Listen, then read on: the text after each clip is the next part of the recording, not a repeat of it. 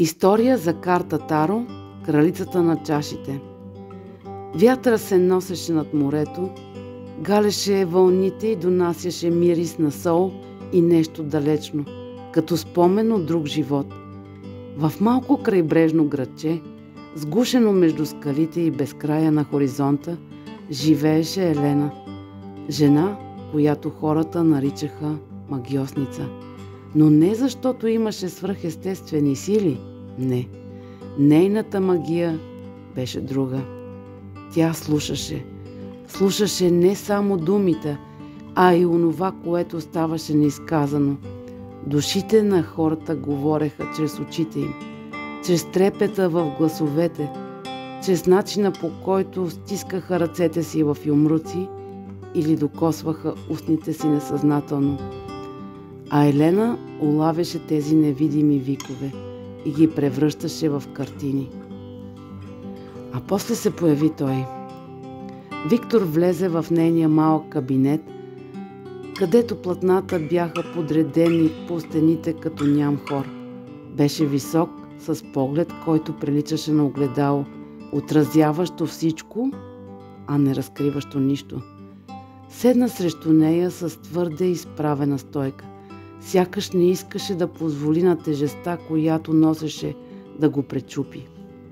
Не вярвам в терапията, каза студено, но всички твърдят, че ти виждаш. Елена не отговори. Само се пресегна към четката и започна да рисува. Той се изсмя сухо, скептично, но после замълча. Боите се разляха по платното. Сини, лилави, златни, преплитащи се в образ, който не беше само отражение, а истина. Фигура на мъж, седнал на ръба на висока скала, докато буря бушува зад гърба му, а в ръцете си стиска нещо крехко, малка, едва междукаща светлина. Виктор пребледня. Откъде знаеш? Гласа му беше дрезгав, почти гневен, но в него се долавяше и страх. Аз не знам, прошепна тя. Аз просто виждам. Историята му се разплете като нишка на стара, разкъсана дреха. Разследване, заговор, опасност, тайна, която не трябваше да бъде разкрита.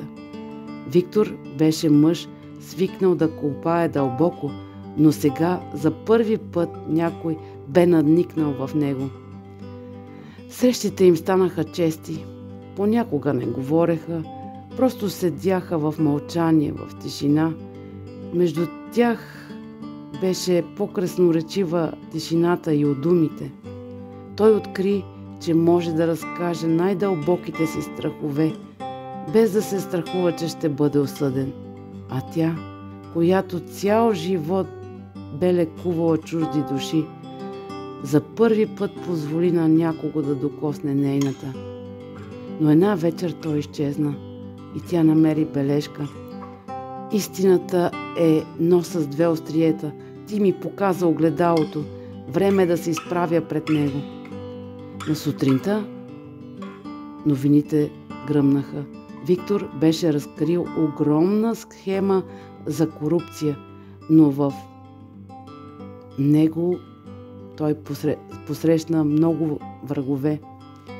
Елена не каза нищо, просто отида до платното и нарисува образ на мъж, изправен сред руините на бурята, с лице обърнато към изгрева, а в ръцете си все още държеше светлината. Но този път тя не трепереше. 2 седмици по-късно вратата й се отвори. Той стоеше там, уморен, белязан от битката, но жив. Позна, каза той, а тя само се усмихна, защото кралицата на чашите не просто виждаше, тя знаеше.